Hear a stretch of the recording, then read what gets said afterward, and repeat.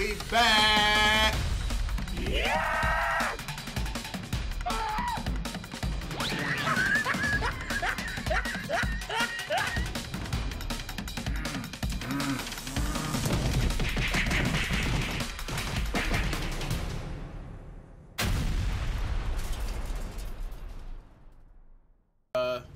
This next clip, a video, whatever you want to call Wow. Okay. I'm reading these titles. That's why I'm kind of. it. Don't let the titles fool you. Will. Yeah. We've been fooled before. Right? But this is Jubilee. This is one of my favorite channels. I always say that shit because they always do shit like this, and I'm always for it. So this is pro-drugs versus anti-drugs. Can they find a middle ground? Pro-drugs or anti-drugs? Depends on the drugs. I agree. Right. I'm down with especially here in Illinois, we need to open up some dispensary shops to get some money flowing in, because I'm paying too much for taxes. Yeah, for real. Damn, so ain't going to the potholes. Right? Starting in 3, 2, 1. I don't dare try. I don't even want the possibility of becoming addicted to something that is going to make me physically dependent upon it. But you already... You know what's funny? I used to be straight edge. Like... I used to be straight edge.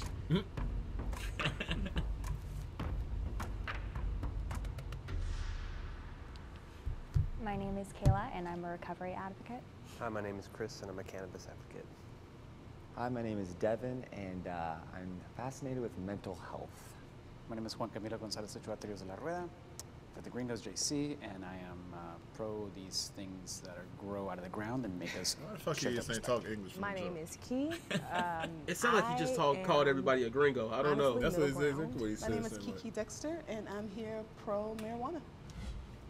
First statement is, I or someone I love has been addicted to drugs. Anybody? So my sister went to rehab for extensive drugs usage. It affected her life very heavily and was in rehab, cost my parents a lot of time, energy, money, and just emotional draining for the whole family. My dad is a very adamantly trying, recovering heroin addict. I think he first got addicted when he was like 20, 21. It was the influx of drugs into the cities in the 80s. It still affects his life. I had a physical dependence on prescription anti-anxiety medication, Klonopin specifically, for like 7 years. I went to treatment like 3 years ago and eventually found my way back. I would consider myself sober. I've been sober for like 2.5 years. Alcohol played a big role in my life. Marijuana played a big role in my life. I did notice going into my 20s that the pattern, that I do have a propensity to want to get fucked up. Now, I don't smoke, I don't drink, or at least that's my intention. But there comes a time when it's like, cool, I think I could go for a nice LSD trip in the woods. That'd be nice. What? Wait a minute. I thought he was about to say, yeah, I can go for a nice trip to the bar. He went full on LSD in the woods, and like, yo, that kind of reminds me of that it's like that full ass episode of Atlanta. What's the name was in the woods, the whole shit. Oh, yeah. Yeah. Imagine that on LSD, nigga. That's no. The only person I could really relate to is the guy not the guy, the girl, because she said she got dependent on antidepressant drugs, whatever the case is. Yeah, because it's more cases of people with medical. Yeah, 'cause when I broke my hand, like whatever fucking year that was, when I broke my hand, they was giving me some fucking drug. It's probably Vicodin or some shit. I can't even fucking remember. But literally, I failed my second semester of college because all I did was sleep and take them pills. That's all I did. And I don't even like taking pills now. I don't even like taking like Advil or Tylenol, like regular shit. Like now, I don't even like just because of that shit. So that's all the fuck I was doing. That's the only person I kind of relate to at this point.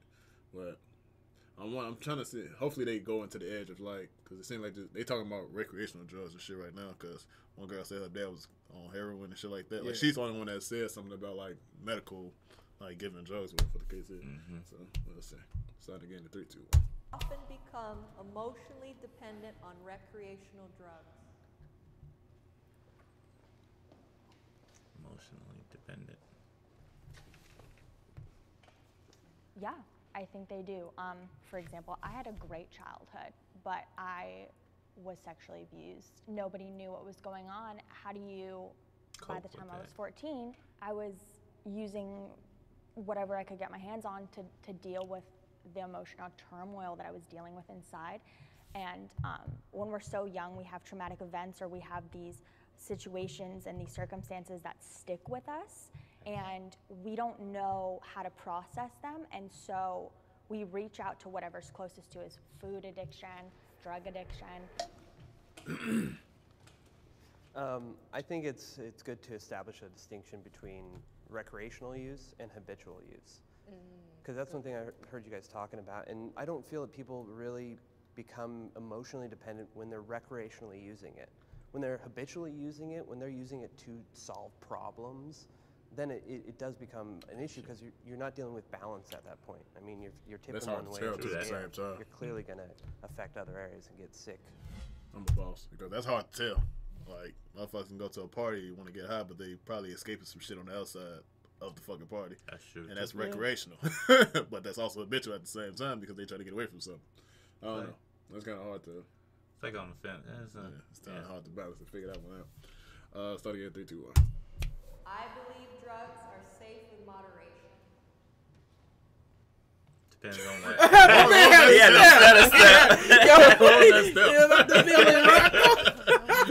What was that? It depends on what drugs you're talking about. Yeah, that's true. They just saying drugs, period. They're not like making anything specific. This was a hard one for me. I just had to hone in on that word moderation. Like, if I'm smoking once or twice a week, that's fine. But if I'm smoking every day of my life, every second I get up and I can't function, then of course that's when there's a red line. Sound like my old roommate. Say, like, using things like heroin or cocaine, like using that in moderation, I think that's just harmful. But if we're talking about the subject of marijuana and this really sound like Paul. Shit. Yeah. Well, here's why I disagree. I think there are levels to this. I don't think all drugs are safe, even in moderation. Like, you take a wrong Molly or whatever the Percocet pill is, like people have died from that. And that was technically in moderation. One pill, one day, life gone. Same thing with heroin. Like, that's something that could drastically change your life in a day. The moderation part of it is tough, because with pharmaceuticals, mainly to me, you mix two of those things. And that's terrifying. Yeah, and there are so many circumstances where it only takes one time to become physically dependent. Even in my case, I take prescription medication for sleeping. I hate that I'm on it, and I hate that I have to use it to function. If you don't have to absolutely do it, why do it? So let me ask you this, though. What's the distinction for you between that and like ayahuasca, peyote, DMT, the different? It's not necessary. I think there's just a distinction that I'm gonna invite you to look at. Is like, there is a difference between cocaine. Oh, and 100%. 100%. But what I'm saying is neither are necessary. My question to you is, are you saying to all the young people, like, you will not be able to open your mind fully unless you go and do this? No, what I'm saying is that I hold everybody high, and I hold everybody with the ability to think for themselves. You can't do that. But also going out and having an intentional, purposeful, responsible encounter with mushrooms or LSD supported me in getting over my addiction to marijuana and alcohol. But the point being is the safety issue, and what you might have gotten in that moment when you took the drugs and it opened your mind and you were able to realize a lot of stuff, I think people should do on their own without the drugs. All right, pause. See, I'm gonna shit on him from the get-go, because first of all, he holding people to a way too standard high that he thinks everybody is the same. And he also is saying that I was responsible doing this, so why can't everybody else be responsible doing this? Yeah, that's sort of a shitty. Yeah, because like that doesn't make any sense. Yeah, my whole thing is like I'm with some of the stuff they saying, but with certain drugs, like. Yeah, because he keep going hard, so he brought up mushrooms, LSD. Yeah, whoa! He trying to go to fucking Burning Man and just get it on. Nah, because like I'm speaking more towards like marijuana and stuff, because like there's like this whole stipulation with that when people are using it in the medical field and it's saving people's lives and shit like that. If they doing it right or wrong and shit like that. Right, like I'm with that aspect of it. I'm not with like motherfuckers just dropping shit. Like he name drop peyote. I'm like, damn, what? Nigga, I ain't never heard of peyote. That's the only reason I know about it because I watched this I watched this show that took place like on a it's like a crime show that took place like on the Indian reservation. It's like some it's peyote is like some it's like some Native American shit that they like. It's legal like where they like reservation shit, but they need like so that's the shit licenses. That you smoke in the circle. You meet the kind of whatever. But even then they regulate this shit. Okay. But it's legal for like I guess cultural purposes. So. You need to get like a license for it. They just losing me with the hard drugs and shit. Like I thought we was just talking about marijuana. I thought we were just talking about that's what I thought too. They lost me with like half of these drugs. You lost me with the hard shit. Yeah, cause you said peyote, some other shit with an O. LSD. Like, what the fuck are you talking about, bro? Like you lost me. And then he came back. Like it was some shroom. Like what? Like yo, like. He literally said shrooms and LSD help him get over his addiction to marijuana. That makes no fucking sense. Also, he says he was being responsible with it. I said, all right. Yeah, that's what threw me off, too. That's why I was like, hold up. But here's the thing, though. How irresponsible did you have to be with marijuana to figure out that LSD and fucking shrooms? Yeah, I don't know. Yeah, I don't know. Okay. Yeah.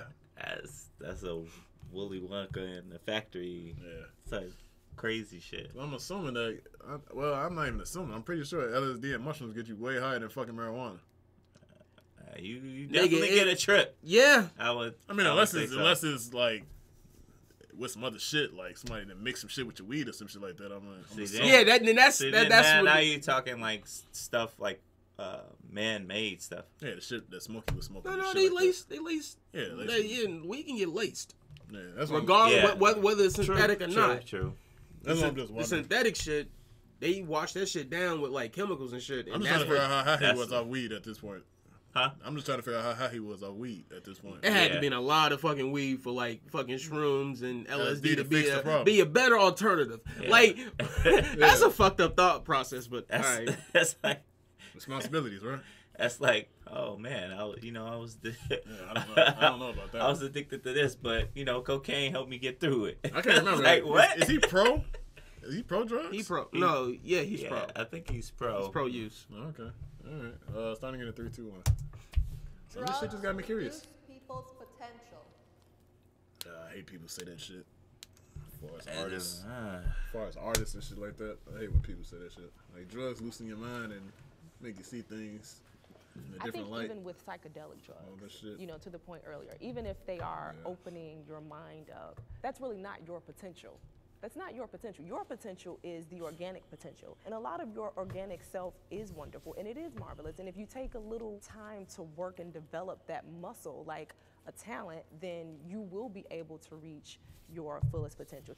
When I got sober, I went back to school, which I never thought I would do.